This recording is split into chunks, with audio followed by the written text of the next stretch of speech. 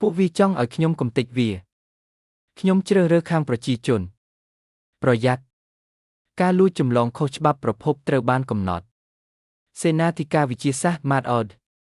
បទក្បត់ជាតិបទលួចបច្ចេកវិទ្យាលោកធ្វើឲ្យខ្ញុំខកចិត្តណាស់លោកបណ្ឌិតคล้ายពិតឬคล้ายតើអ្នកណាខ្វល់ទៅនាំខ្លួនទៅតើអ្នកជានរណាជាមនុស្សចាស់ម្នាក់ដែលនៅស្គាល់ខុសត្រូវចកសមុទ្ររបស់អ្នកអាចចិញ្ចឹមមនុស្សរាប់លាននាក់វាបានរារាំងផ្លូវមានបានរបស់ពួកសេដ្ឋី3នាទីចាក់ចេញទៅឬក៏ស្លាប់ហេតុអ្វីជួយខ្ញុំដើម្បីទប់កំទេចភ្លើងនេះឲ្យឆេះបំផ្លាញពួកវាខ្លះទៅឲ្យឆ្ងាយទៅ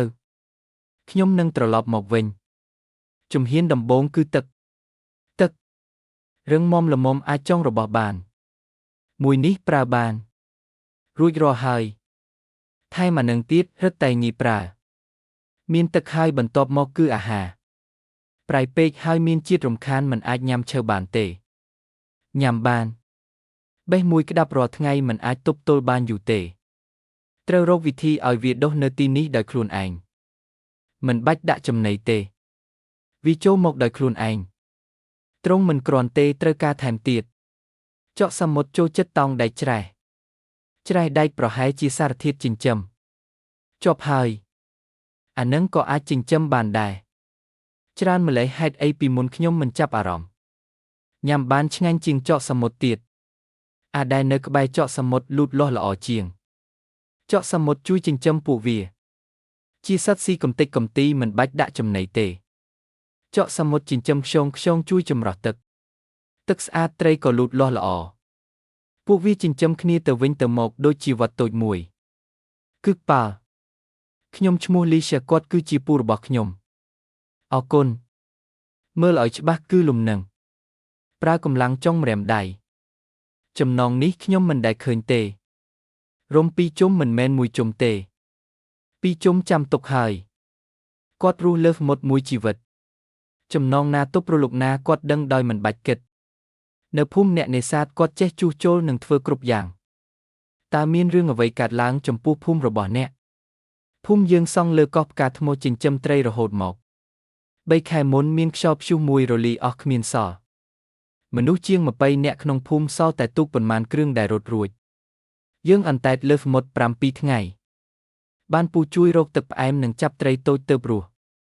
មិនដឹងថាអន្តែតទៅដល់ណាទេនៅទីនេះគ្មានអ្វីដែលព្យុះអាចបំផ្លាញបានទេព្រោះយើងចាប់ផ្ដើមពីសូន្យប្រអប់ឈើនេះមិនជាប់បានយូរទេត្រូវរកកន្លែងដែលរឹងមាំជាងនេះវិកទ័រអ្នកដើរសមុទ្រកន្លះជីវិតតើនៅក្បែរនេះមានកន្លែងស្នាក់នៅទេខាងនោះពេលអណ្ដែតមកខ្ញុំឃើញដូចជាមានអ្វីម្យ៉ាងផុសចេញពីទឹកវាគឺជាគំនរបាក់បែកសំណង់បេតុងមាន4អគារផុសចេញពីទឹកវារុំជារង្វង់ដូចជាជញ្ជាំងធម្មជាតិខាងក្នុងស្ទើរតែគ្មានរលកមានដែកថែបខាងក្នុងអាចទប់ជាប់យើងអាចសង់រន្ទានៅលើជញ្ជាំងហើយដាក់ទ្រុងត្រីនៅខាងក្រោមក្នុងគំនរបាក់បែកនៅមានដែកបែបនេះច្រើនណាស់គោទុកមួយគំនរធំជញ្ជាំងគឺជាគ្រឹះធម្មជាតិ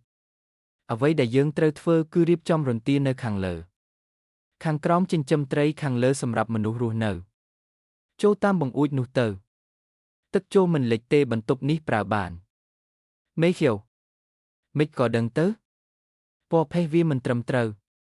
មានគេធ្លាប់លាក់របស់ហើយយកផេះមកបិទភ្ជាប់បើមិនចាប់អារម្មណ៍មើលមិនដឹងទេរកឃើញណែណា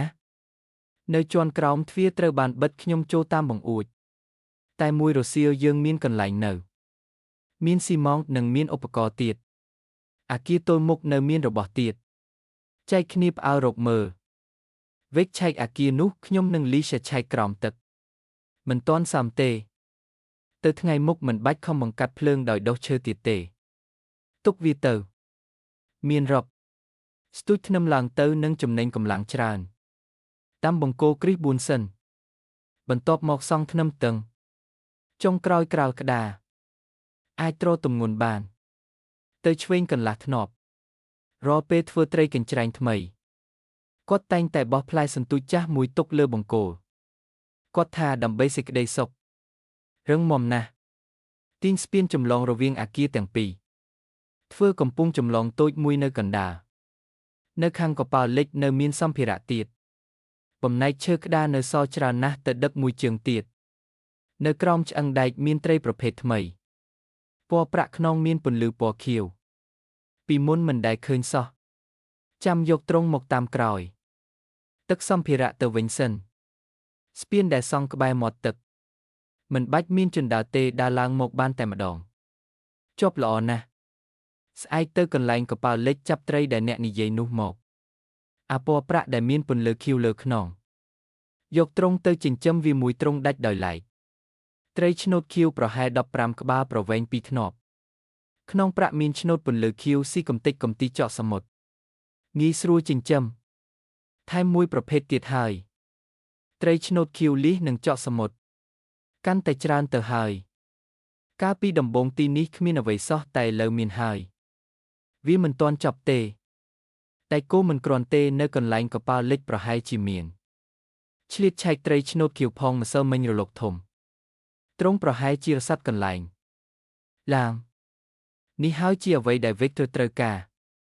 ពីមុនទីនេះប្រហែលជាកន្លែងជួសជុលឧបករណ៍គ្រប់សពបែបនេះតើពីមុនអ្នកធ្វើការអ្វីអ្នកវិទ្យាសាស្ត្រជីវចម្រុះសមុទ្រស្រាវជ្រាវអំពីចកសមុទ្រខ្ញុំមិនព្រមគំទេចលទ្ធផលស្រាវជ្រាវពួកវាចោទថាខ្ញុំលួចទិន្នន័យហើយចង់ចាប់ខ្លួនខ្ញុំមានគេជួយខ្ញុំឲ្យរត់ចេញតាមបំពង់បង្ហូរពេលធ្លាក់ចូលសមុទ្រខ្ញុំស្មានតែស្លាប់បាត់ទៅហើយតែចុងក្រោយអន្តែតមកដល់លើគំនរសម្រាមសំបីតែទឹកផឹកក៏គ្មាននៅលើគំនរសម្រាមម្នាក់ឯងជាង10ថ្ងៃរហូតដល់ពួកអ្នកមកដល់ខ្ញុំនិង Victor អន្តែតអស់7ថ្ងៃលើទូកគ្មានអីញ៉ាំសោះយប់ចុងក្រោយខ្ញុំស្មានតែទ្រាំលេងបានទៅហើយគាត់ប្រាប់ថាឲ្យរងចាំមួយថ្ងៃទៀតថ្ងៃបន្ទាប់ក៏ឃើញក្បូនរបស់អ្នកតែម្ដងកាលនោះតើអ្នកខ្លាចទេខ្លាចប៉ុន្តែមិនមែនខ្លាចស្លាប់ទេគឺខ្លាចទុកឲ្យ Victor នៅម្នាក់ឯង